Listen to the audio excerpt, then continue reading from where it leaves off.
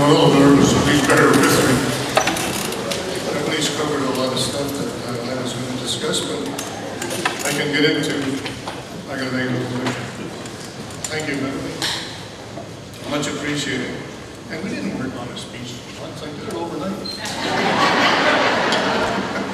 Before I continue with my speech, I'd like to thank the Hall of Recognition Committee who invited me into the Wall of Fame for this great honor and privilege.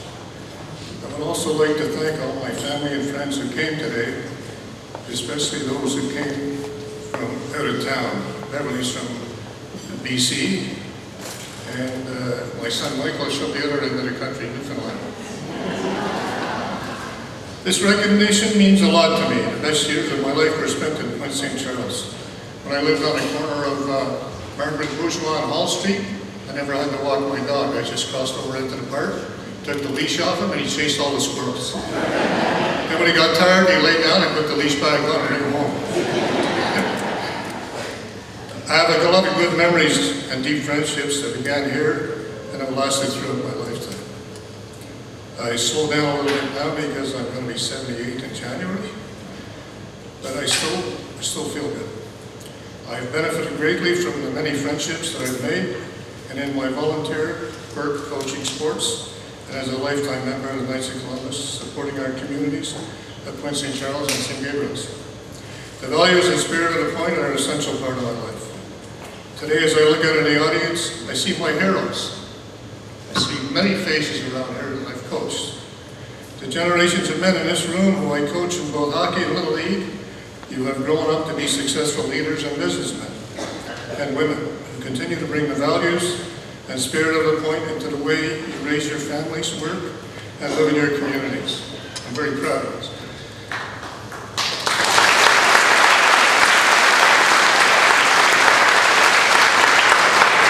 I'd like to take a few minutes to expand on some of the things that Beverly talked about.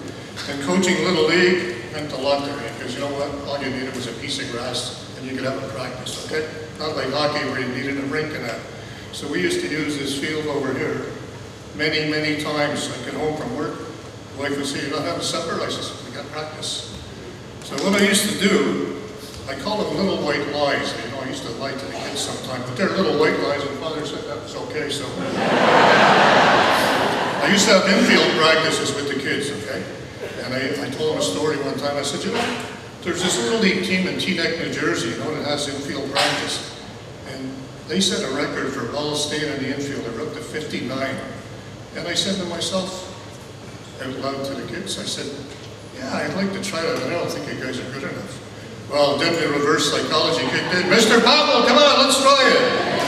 And we did it. And of course, purposely, every once in a while, I'd bang one item, you know, out there. But after a while, I let it go, okay? I said, look, we just set a new record. But when we get into games, those guys in the infield were diving for the balls, like Kenny Gary, Gary Weekly. It was just like pro baseball. They were diving, catching balls. It was a piece of cake for them, you know? So that was one little white lie there.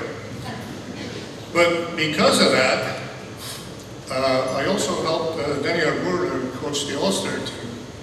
And I forget what year it was, but we went to the city finals, okay? City of Montreal finals. And we played Jarry Park, best of three. First game was down in Point at our Little League Stadium. We won that one. Then we moved up to Jarry Park. They won that one. The rubber match was back in the Point. We lost that one by one. But the kids on that team that year had bragging rights, okay, for going quite far. Not as far as Billy Wilson's guys and Griffintown Yankees did that went to the States. Because you went down to, I think, Williamsport. It was the version of Williamsport, right? Yeah, you, Tony Cristiano, Marius Mario, all the boys from Griffintown and Goose Village. And so the kids always had fun with the little white lies, okay? Then when I coached hockey, Madam B hockey, with my late brother-in-law, Doug Kearney, we used to use that field again, that outdoor rink. We had it every Friday night, weather permitting, from 7 to 9. We'd practice there first hour, drill. Second hour, scrimmage, you know? Me on one side, Dougie on the other side, and of course all those little buggers wanted to slam us into the doors, right? So By the time we got finished, we had a ritual. We used to go over to Magnol's Tavern, right? And of course, in the old days, he used to bring a tray of cheese around, put it on your table. You know, get you your beer while he went and served other people, and then he came back and take the tray. So after a couple of jugs of beer, we were feeling pretty good. We didn't feel the bumps. Another thing we did was, the ladies weren't involved with hockey, you know, but I talked to Joe Mel and Nipper, and I says, you know, like, they'd like to put a team together to women, you know, and we called them middle-aged women, okay? And we got them in sweaters, and we didn't play in the league, but I used to get exhibition games, you know. We practiced over on Center Street at number 15, the park, and we'd play in Verdun, we'd play in Lachine, we'd play in Dorval. So like it was once a week, you know, but it was something for them that they felt that they were part of the sports committee, you know. So that was a lot of fun. And we had, I've got a few names here too. My wife Lucy and her sisters Patsy Carney, Aileen Lightfoot, Shirley Quincy was on the team too with her friends, and Ruth Moran was one of our cheerleaders. I organized a Knights of Columbus ball team, and we played in the provincial tournament in Farnham. We went to the finals against Sherbrooke, but we kind of it was kind of rough for us. We couldn't get up on a Friday night to start the games going. So we had to play 3 back-to-back games near the end. So when we got in against Sherbrooke, playing 3 games in a row, so it's a little rough, but we only lost by 1 penalty. The other thing is the Olympics. As Beverly mentioned, I did get tickets. I got an anonymous phone call one day. I don't know why people call me anonymously, you know, to give me stuff. Unless it's stolen, I don't know. But anyway, sure, I'll accept that. It came down by courier, and the only thing the guy told me over the phone is make sure the kids get a chance to go, because you're not going to see the Olympics here for a long time. So I came over here, and I gave tickets out gave a couple of hundred tickets out over here, so some of the kids went. And the good thing about that is we got to see one of our heroes in the Olympics, Ian Clyde.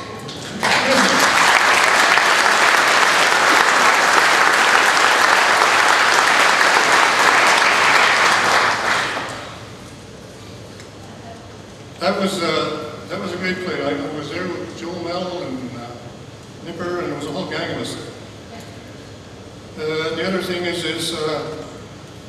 we had I took some teams. I took a team up to Cooperstown, New York, because I wanted first of all, I wanted to have a challenge game against them. Okay, and you know, I get these harebrained ideas at the last minute. We were on our way to Boston Monday night, because we used to have a mini-season package to Fenway Park. And we used to go to all the Yankee games. We went to every Yankee game from 1973 to 2003. The only year we missed the game was the playoff game on a Monday. When the Yankees and the Red Sox were tied for first place, they had a playoff game on a Monday at Fenway. And of course, I just couldn't get off work and get a ticket to get down there, so I didn't see it, watch it on TV. But anyway, while we were on our way down to Boston for one of our trips, I said, let's make a detour to Cooperstown. I said, you've never been there, I've never been there. So we went up there, and back then, Cooperstown was dead except Hall of Fame weekend.